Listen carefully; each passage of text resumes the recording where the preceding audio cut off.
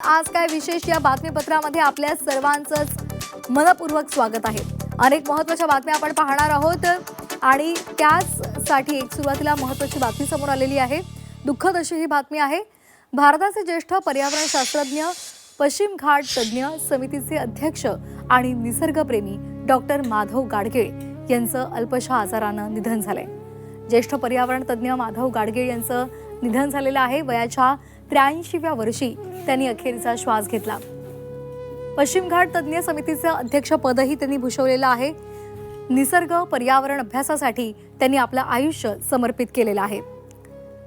Doctor Madhav Dhananjay Gadgil हे सुप्रसिद्ध भारतीय पर्यावरण शास्त्रज्ञ आहेत, लेखक आहेत। त्यांचं आज निधन झालेलं आहे। वयाच्या 83व्या वर्षी त्यांनी अखेरचा श्वास घेतलेला आहे। पश्चिम घाट तज्ञ समितीचे ते अध्यक्ष होते। त्यांनी आपलं संपूर्ण आयुष्य निसर्ग आणि पर्यावरणासाठी समर्पित केलेलं आहे।